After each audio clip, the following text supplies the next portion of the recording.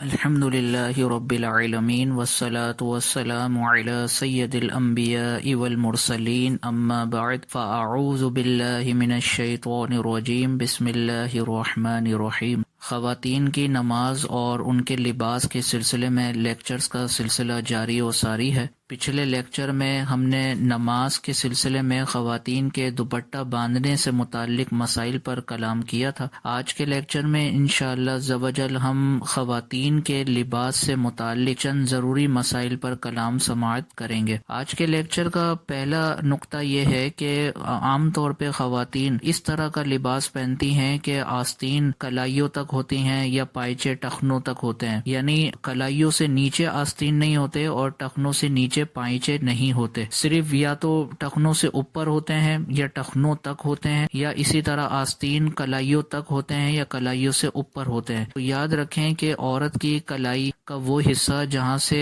ہتھیلی شروع ہوتی ہے، تو ہتھیلی سے نیچے تک آستین کا کپڑا ہونا چاہیے، تاکہ رکوع میں جاتے وقت جیسے ہی عورت ہاتھ بڑھائے رکوع کی طرف بڑھنے کے لیے تو وہ کھنچ کر کلائی سے اوپر نہ آئے، کیونکہ اگر آپ آستین کو بڑے سائز میں رکھیں گے یعنی آدھی ہتھیلی تک رکھیں گے تو اس صورت میں آسانی یہ ہوگی کہ جب آپ رکوع میں جائیں گے تو وہ کھنچ کر کلائیوں تک کم از کم پہنچیں گے، کلائیوں سے اوپر نہیں آئیں گے۔ لیکن اگر آپ نے یہ غلطی کی کہ اتنے چھوٹے آستین والی قمیض پہنی کہ جن کی لمبائی کلائی تک تھی، اور جیسے ہی آپ رکوع میں جائیں گے تو وہ کھنچ کر کلائی سے اوپر آ جائیں گے، اور کلائی کا کچھ حصہ اگر ظاہر ہو گیا نماز میں تو نماز نہیں ہوگی۔ اسی طرح بعض خواتین پائچے بہت زیادہ اونچے رکھتی ہیں، تو ان کے لیے بھی یہی مسئلہ ہے کہ اگر ٹخنوں تک پائچے تھے تو رکوع میں جاتے وقت شلوار یقیناً اوپر کی طرف کھنچتی ہے، تو جیسے ہی رکوع میں گئے اور ٹخنے سے اوپر شلوار ہو گئی تو ٹخنوں کا حصہ ظاہر ہونے کے سبب عورت کی نماز نہیں ہوگی۔ لہٰذا بہت بہتر ہے کہ کوئی ایسا لباس نماز کے لیے استعمال کیا جائے کہ جس کے آستین بھی آدھی ہتھیلی تک ہوں، اور اسی طرح شلوار کے پائچے اتنے لمبے ہوں کہ جو یا تو زمین سے ٹچ ہو رہے ہوں یا ٹخنوں سے بالکل نیچے گرے ہوئے ہوں، تاکہ رکوع میں جانے کی صورت میں جیسے ہی کپڑا کھینچے تو کپڑے کے کھینچنے کے بعد نہ کلائیاں ظاہر ہوں اور نہ ٹخنے ظاہر ہوں۔ اس سلسلے میں اگر آپ ہمارے مشورے پر عمل کر لیں تو انشاءاللہ عز و جل آپ کو بہت زیادہ آسانی ہوگی اور آپ کی نمازیں بھی محفوظ ہو جائیں گی۔ اور وہ مشورہ یہ ہے کہ صرف نماز کے لیے اگر آپ یہ قربانی دے دیں کہ صرف نماز کے لیے اگر آپ عبایا استعمال کر لیں، چونکہ عبایا یہ زمین تک گر رہا ہوتا ہے اور اسی طرح اس کے آستین بھی کافی لمبے ہوتے ہیں، تو اس کا فائدہ یہ ہوگا کہ رکوع میں جانے کی صورت میں نہ کلائیاں ظاہر ہوں گی اور نہ اسی طرح پیروں کے ٹخنے ظاہر ہوں گے۔ تو اگر اس طرح کا لباس آپ نماز کے لیے مخصوص کر لیں گے تو اس میں آپ ہی کا فائدہ ہوگا اور آپ کی نمازیں ضائع ہونے سے بچ جائیں گے۔ آپ کے ذہن میں یہ سوال بھی آ سکتا ہے کہ اگر شدید گرمی کا موسم ہو تو یہ عبایا اگر استعمال کیا جائے لباس کے اوپر تو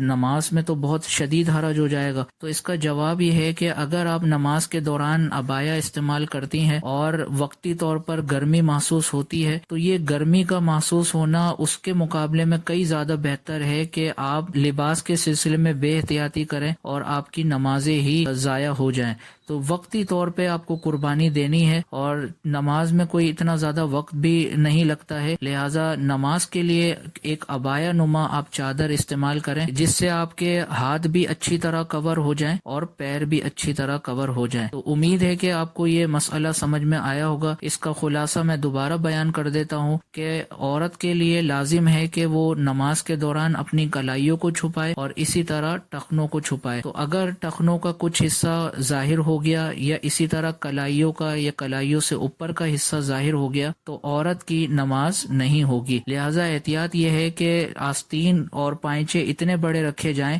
کہ رکوع میں جاتے وقت جیسے ہی ہاتھ بڑھائیں تو لباس کے کھنچنے کے سبب کلائیاں ظاہر نہ ہو اور اسی طرح شلوار کے کھنچنے کے سبب ٹخنے ظاہر نہ ہوں۔ اسی طرح یہ یاد رکھیں کہ نماز کے لیے اتنا ہلکا کپڑا استعمال کرنا کہ جس سے جسم کی رنگت ظاہر ہو، تو ایسا کپڑا پہن کر بھی نماز نہیں ہوگی۔ بعض کپڑے ایسے ہوتے ہیں کہ جن کو اگر روشنی میں دیکھا جائے تو اس سے ٹانگیں نظر آتی ہیں یا ہاتھ نظر آتے ہیں، تو یہ ہلکے رنگ کی علامت ہے، اور ہلکے رنگ والا کپڑا اگر پہنا تو اس صورت میں چونکہ جسم اس سے ظاہر ہوگا اور ستر عورت ظاہر ہوگا تو اس صورت میں نماز نہیں ہوگی. لہٰذا نماز کے لیے کپڑے ایسے ہونے چاہیے کہ جو موٹے ہوں اور اس میں جسم کی رنگت بالکل بھی ظاہر نہ ہو. بعض بہنیں یہ سوال کرتی ہیں کہ اگر ٹائٹ پہن کر نماز پڑھی جائے تو کیا نماز ہوگی یا نہیں ہوگی. تو اس میں یاد رکھیں کہ جو چست پاجامے ہوتے ہیں جن کو ٹائٹ کہا جاتا ہے وہ پہن کر اگر کوئی بہن نماز پڑھتی ہیں یا اسی طرح کوئی شرٹ انہوں نے پہنی ہے جو بہت زیادہ ٹائٹ ہے جسم کے ساتھ بالکل چپکی ہوئی ہے تو وہ پہن کر اگر نماز پڑھتی ہیں تو اس میں چونکہ جسم کور ہو جاتا ہے جسم چھپ جاتا ہے تو ٹائٹ لباس پہننے کے بعد نماز ہو جائے گی. لیکن اس میں یہ احتیاط کی جائے کہ اگر گھر میں کوئی نامحرم ہے تو اس کے سامنے